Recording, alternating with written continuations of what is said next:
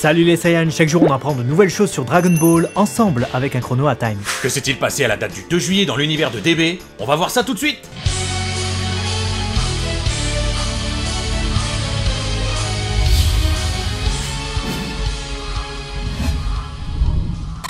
Le 2 juillet 1986, l'entraînement se terminait pour Goku et Krillin dans l'anime et il rejoignit alors l'île Papaya pour participer au 21e Tenkaichi Budokai. À cette occasion, ils reçoivent leur dogi du style de la tortue. Et la première chose que l'on peut dire, c'est que contrairement au manga, où cet uniforme est jaune-orangé, en référence aux tenues des moines Shaolin, ici il est rouge. Sacré choix culotté de la part de l'animé, car c'est en passe de rester comme ça pour 134 épisodes encore. Sinon avant d'arriver jusqu'au tournoi, notez bien deux choses. Ce plan, car il fait clairement référence à la page cover du manga qu'on va voir tout à l'heure, puis aussi l'appétit de Krillin. Ici, il mange comme un ogre durant son entraînement. Il mange tout autant que Goku pour ainsi dire, obligeant Lunch à préparer pour un régiment. Cependant, on le retrouvera étonné par l'appétit des Saiyans dans le chapitre 437, suggérant qu'il n'a pas cet appétit-là en temps normal, ou que celui-ci a diminué après la fin de sa croissance.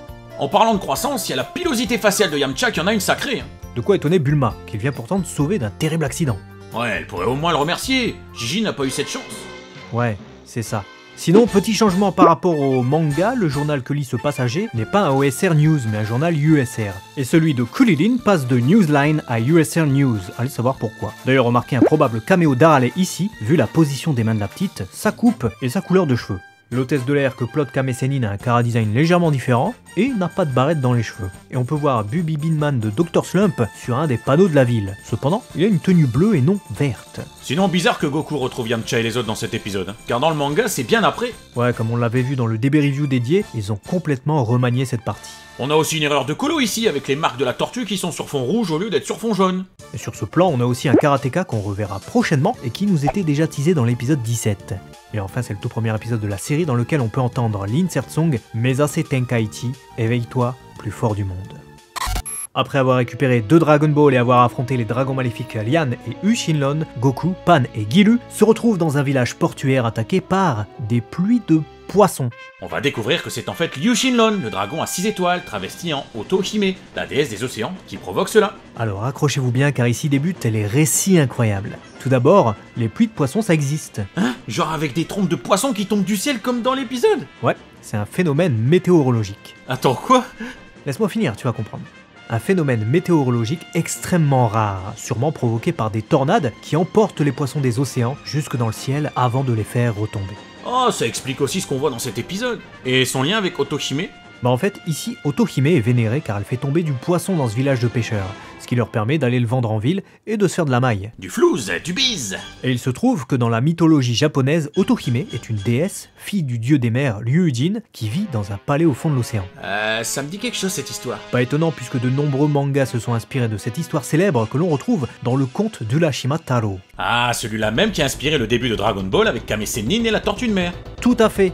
Mais en plus, dans la légende, comme elle est la fille d'un dragon pouvant prendre forme humaine, Otohime s'est elle-même transformée en dragon après avoir donné naissance. Finalement, ce que fera la Otohime de DBGT puisqu'il s'agit en réalité de Liu Shinlon, le dragon à 6 étoiles, rapidement démasqué par notre duo de héros. Ceux-ci sauveront le village, bien aidés par l'intervention inopinée de Galu, autrement dit Gueule, mouette en anglais, qui va venir frapper le front de Liu Shinlon au bon moment pour permettre à Pan d'attaquer et de secourir Goku, piégé dans le Leppu Shinkuzan. Et vu que tu parles de Garu, moi j'ai envie de parler de Gyaru, Girl, vu que ce dragon maléfique est né suite au souhait d'Oolong qui a demandé une culotte de fille, Gyaru no Panty. Et clairement, Liu Shinlon n'assume pas trop. Comme on était dans les références et traductions, je vous en donne une autre, c'est cadeau. Le jeune garçon qui apparaît dans cet épisode se nomme Bishu. C'est lui qui recueille les mouettes blessées par les tornades d'Otohime et les soigne. Bishu est une modification du mot fishu, qui vient de l'anglais fish et signifie poisson. Un nom tout destiné à un enfant de pêcheur?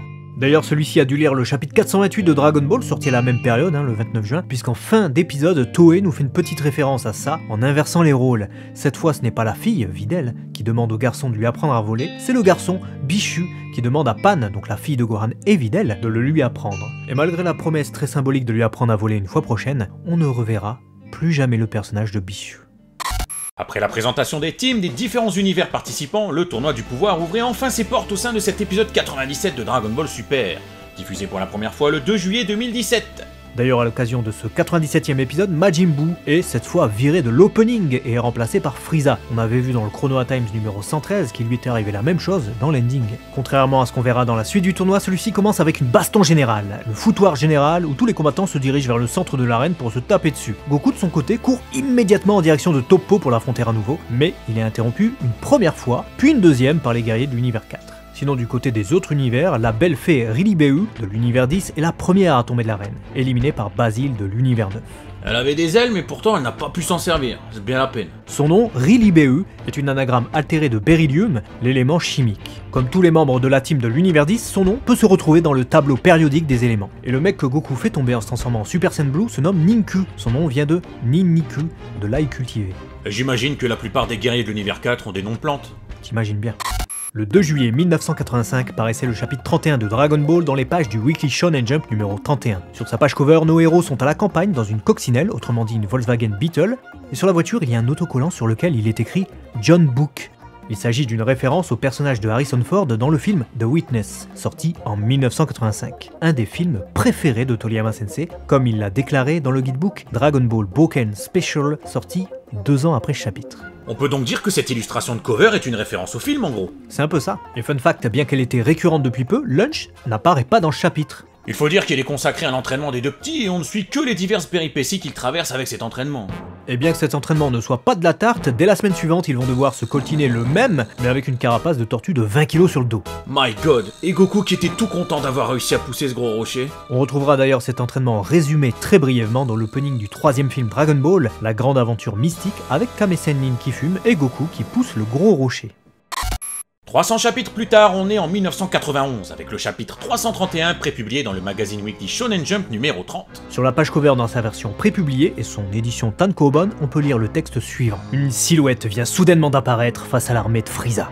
Il s'agit bien sûr du chapitre dans lequel Trunks du futur apparaît réellement pour la première fois. Puisque dans le chapitre précédent, on n'avait vu que ses pieds. Le chapitre commence très fort, puisqu'on a ce jeune homme mystérieux avec une veste Capsule Corp qui avait un soldat de Frieza qui se moquait pourtant de lui, vu qu'il affichait une force de combat de seulement 5. Clairement une référence à l'arrivée de Raditz qui abat un vieux fermier dont la force de combat est de 5. Ici, Toriyama Sensei inverse la situation et crée la surprise en faisant en sorte que ce soit le gars qui a seulement 5 de force de combat qui gagne contre l'envahisseur.